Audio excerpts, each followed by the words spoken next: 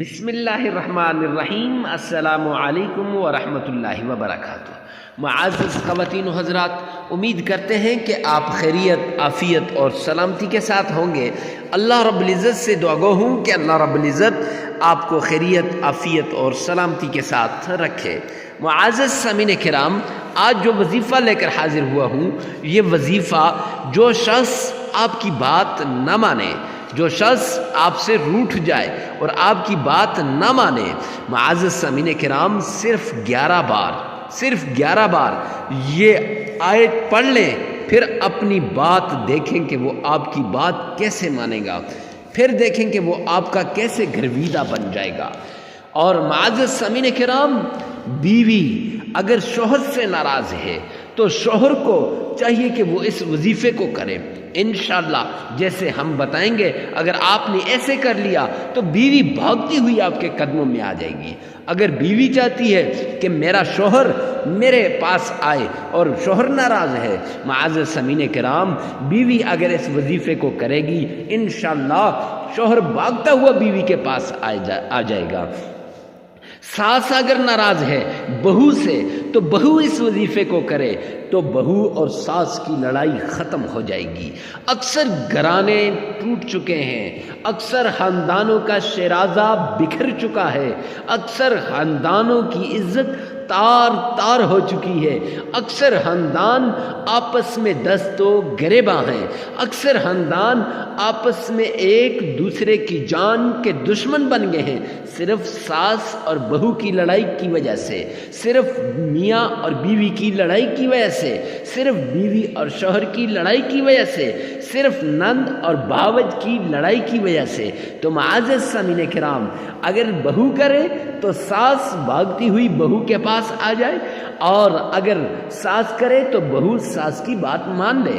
اگر سسر آپ کا سخت ہے، تنگ دل ہے اور سخت مزاج ہے، معزز سامعین کرام، بہو کرے گی تو سسر اس کی بات مانے گا، اگر سسر کرے گا تو بہو اس کی بات مانے گی، اور لڑائی اور غصہ یہ ختم ہو جائے گا۔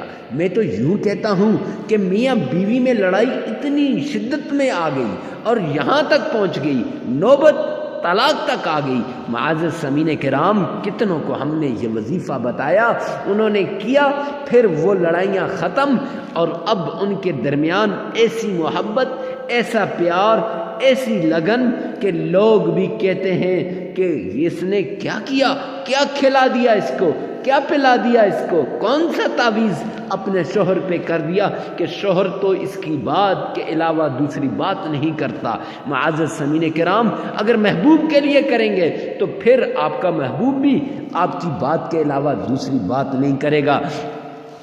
اور اگر اولاد نافرمان ہے، اولاد بات نہیں مانتی، معزز سامعین کرام، تو پھر اس وظیفے کو ماں باپ کریں، انشاءاللہ ان کی اولاد ان کی بات مانے گی، ان کی بات کے علاوہ دوسری بات نہیں کرے گی۔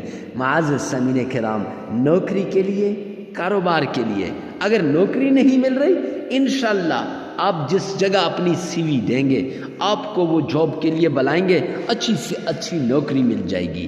اور کاروبار میں اگر ترقی نہیں ہو رہی، انشاءاللہ ترقی ہو جائے گی۔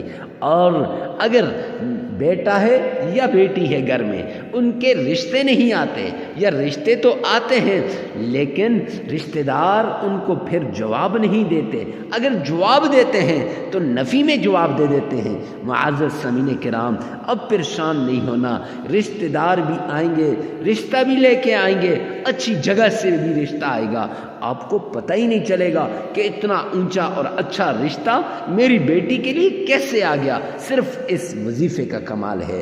میں تو یوں کہتا ہوں کہ یہ وظیفہ مصیبت میں پھنسے دکھی انسانیت کے زخموں پہ مرہم لگانے کے لیے لایا ہوں۔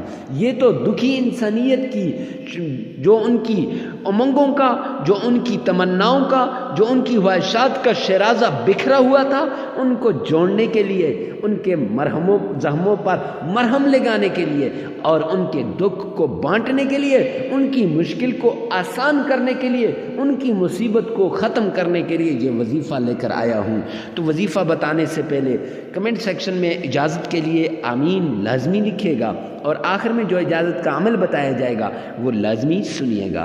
معزز سامعین کرام، اس کا طریقہ یہ ہے، سب سے پہلے آپ نے کسی بھی وقت آپ اس وظیفے کو کر سکتے ہیں، کوئی ٹائم کوئی وقت مقرر نہیں ہے۔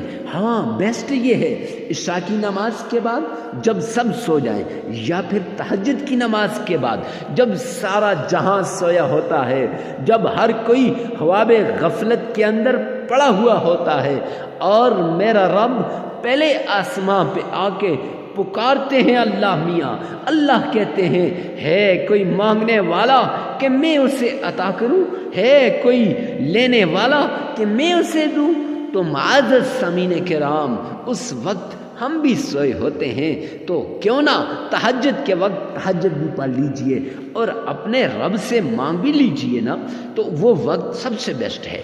اور پاک صاف ہو کر، پاکی اس لیے اکثر لوگ کہتے ہیں حضرت وظائف اثر نہیں کرتے، کیسے اثر کریں؟ آپ ناپاکی میں کر لیتے ہیں، بے وضو کی حالت میں کر لیتے ہیں، با وضو ہو کر وضو کی حالت میں اس وظیفے کو کیجئے گا، اور پھر اکیلے تنے تنہا، شور شرابہ ہو، دو چار آدمی ہو تو وہاں اس وظیفے کو نہ کیجیے گا، پھر یہ وظیفہ اثر نہیں کرے گا۔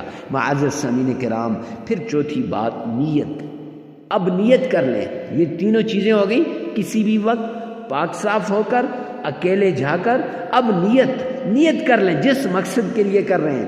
اگر گھر میں لڑائیوں کے لیے کر رہے ہیں اس کی نیت کر لیں، اگر کاروبار میں ترقی کے لیے کر رہے ہیں اس کی نیت کر لیں، اگر نوکری اور جاب کے لیے کر رہے ہیں اس کی نیت کر لیں، اگر رشتے کے آنے کے لیے کر رہے ہیں تو اس کی نیت کر لیں، اگر محبوب کو منانا ہے یا شوہر کو منانا ہے اس کی نیت کر لیں۔ معزز سامعین کرام، نیت کرنے کے بعد آپ نے نمبر 4 تعوذ 5 بار پڑھنا ہے۔